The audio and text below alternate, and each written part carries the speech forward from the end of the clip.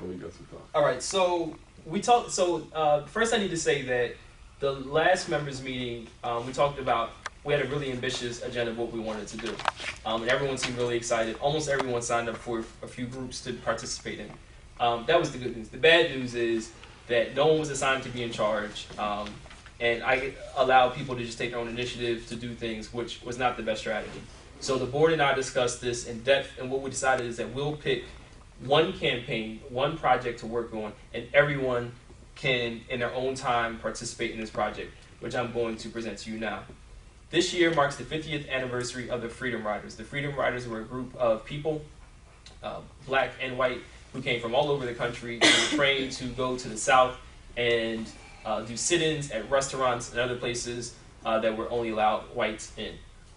They actually also had a group of people called the Freedom Walkers, but nonetheless, so what we're going to do is, our project is called Freedom Walkers, and we will, after a training, go throughout the city of Camden, walk through the streets of Camden, target young adults, and talk to them about the opportunity of education.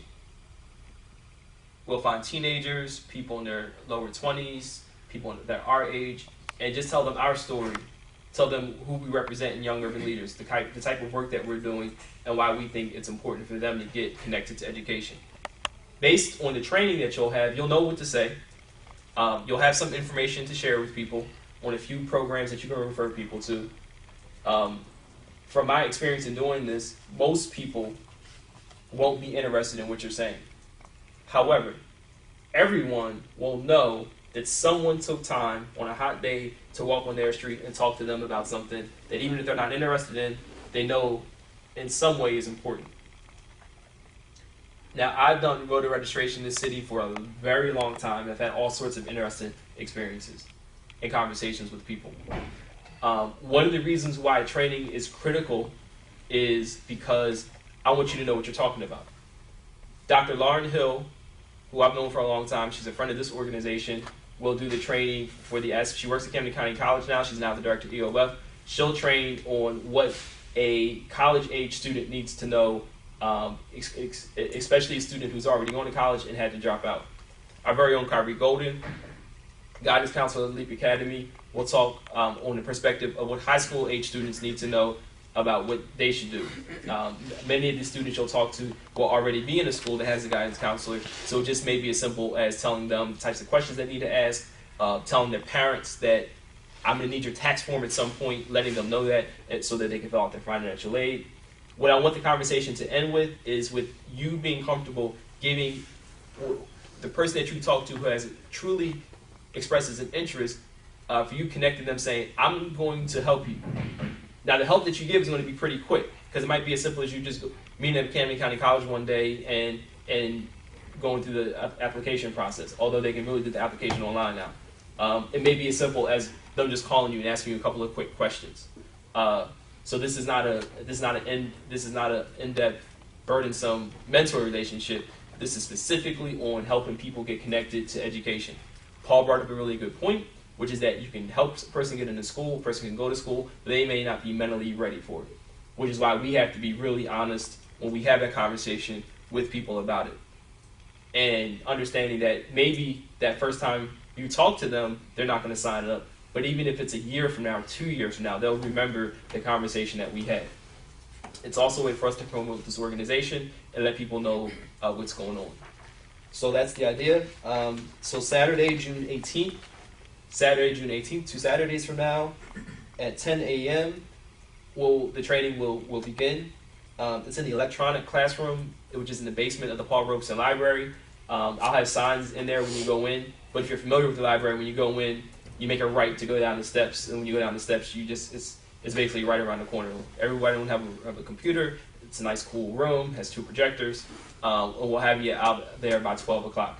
I want to have as many people in that room as possible, and if you are not able to come to the training but you're interested, the training will be recorded, and if you want to do it, you can, but you'll have to take and pass a quiz that you'll be given. Because I don't want people going out in the street not knowing what they're talking about, assuming something is true or something used to be true but not true anymore, because some of the stuff changes. I mean, it used to be financial aid did not pay for summer courses. Then for many years it did, and then with the cut that Congress did this year, once again this year financially is not paying for summer courses. So things do change, and you need to know what's going on right now. Any questions, comments, concerns, issues? Yeah. I have a couple questions. All right, one, if you're talking about stuff that's that kind of like in depth, the training is going to have to be fairly in depth. So I'm gonna have to like prepare a little bit more than I originally thought I was gonna have to for this. But two, how in depth do you expect these street conversations to be? Do you think it's gonna get that far to the point where you need to know the small intricacies of the processes and stuff? And the reason why I'm saying is because I don't believe that you're gonna need that much information. Okay, I completely understand your point, and I agree with you. I want us to be prepared for the 1 out of 10 person that does have a situation or does have a question. And I'll give you an example. A really common problem that I know a lot of people have is I used to go to college. I took a loan out. I dropped out. I didn't continue. I owe that college money. I can't get back in until I pay that money, and I don't have $600 to pay Camden County College. And hey, I want to go to class. I want to go back to school, but I don't have that $600. What do I do? Right? How many of us can answer that question right now? I'm going to be given a training, and I would say, hey, that's what you're going to have to do. So I'm right. Well, well, for one, that would be Lauren Hill's. That would be on her part. Okay. Anyway. Okay. Because you remember, you're focused on the high school aspect of it. All right, we're going to have to talk. We will. Okay. Okay. Any other questions? I was just going to say one comment on that. I think the user's issue is that you want to give the kid enough that he's interested, he wants to make back contact with you, or the next time he see you, he might want more information. But also, what you don't want to, and that's why it's better to have a lot of information. You can't say I don't know. You can't be out there talking to a kid and then you say, I don't know that. I don't know that answer. I think he made a valid point, though. I've been doing it for about 10 years now, different organizations throughout the city. And a long conversation to kind of destroy their attention and make it short and sweet and try to find keywords that they connect to and relate to be able to understand. But the long conversation, I think, would turn them away. Unless they show an interest, from the start of it. Yeah, and this is a thing where you don't have to sacrifice quality for quantity. You want to talk to as many people as possible for that person who wants to have a conversation about it. The research shows that even if that person's having a conversation saying where they're telling you why it's not important for them to be in school, and you're engaged in a conversation with them, they're going to still think about what you're saying. They may not show it to you, but they're going to still think about what you're saying.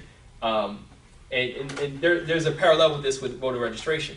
Where if I'm telling you I'm here to register people to vote, and you tell me I don't vote, I don't like the government, I hate politics, you give that person one rebuttal, and then if that person continues that same thing, you just move on to the next person. But there's still a benefit from what you did.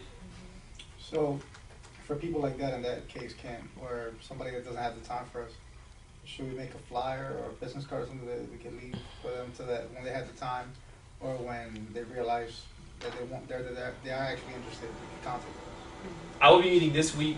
We talked about that. I'll be meeting this week with a person that does graphic design and designing something to give to put in people's hand. But it's a thing of even in the marketing world, they tell you when you give out your business card, just act like you only have 5, right? You don't give your business card out to everybody. And I know some people may just give their business card out to everyone. I know people, as soon as I meet them, they just give me a card. I'm like, I don't even know who you are yet. You're selling tents. I have no interest in tents. In what? Tents. Yeah, 20 by 40s, they sell tents. Yeah. I don't have an interest in that. But yeah, we will leave something in people's hands. Yes. Yes. Could, since you have a connection at Camden County, is it possible that we could get some of these kids out to the college for a follow-up? Like, if we're meeting with them and they're not interested, we could always offer them, well, on such and such date, we're going to have a trip. Because they have college trips for kids who go to high school, but we're going to run into kids who actually don't go to school. so they wouldn't have that opportunity through their school. So what I'm doing this week is I'm meeting with Teresa Smith and Gary Divins. They are the dean and assistant dean. And last week, Paul and I went to a press conference here at Rutgers, and I briefly talked to the president of the college about this campaign. And what I want them to do is to be prepared to talk to these students in a really honest way, but in a really accommodating way too. So what do I mean by that? One of the biggest factors in a person's college success in a community college is how they do in the placement test. So a lot of people say, I want to go to college, but I don't want to take these 3, 4, you have reading, writing, and math, right? If you do terribly in all 3 of those, that's 9 classes that you have to take that you're not getting college credit for, that you're also paying for. I mean, even if financial aid's paying for it, still, you still see that as being paid for. A lot of people aren't willing to do that because they see that, what do we know community colleges as? 2-year colleges. Well, if you're taking 9 classes and you're not getting credits for it, there's no way you're getting out of that school in 2 years. So maybe a way to address that is letting people know up front that, I can say it too. I had to take I took 2 remedial math classes. I took Math Skills 2 and Math Skills 3. My senior year of high school, I didn't take math class. My junior year teacher was terrible. I didn't do well in it, and I got out. I have a degree now. So I hear what you're saying. I don't know if like an open house type of thing is appropriate, because I'm not sure if this population will go to an open house. The trip thing is a possibility. I'd be interested in doing that if they had students in the school that were partnering, students from Cam that were partnering. So I'm gonna talk to them about that next week and get more information. But I'll tell you, I am not pleased with how Camden County College reaches out to the Camden community, and one how it retains students, to the standards it has for students. I have a philosophical disagreement with some of the administrators there. However, it's still the best option for a lot of people that want to go into school. Right. So it's a thing of balancing these things and making it work best for the student. Any other questions or comments? You have a question? Bruno answered. It was aligned with resources. Will we have resources to get? Yeah. Any other questions or comments? Okay, you can turn it off. So I do want to.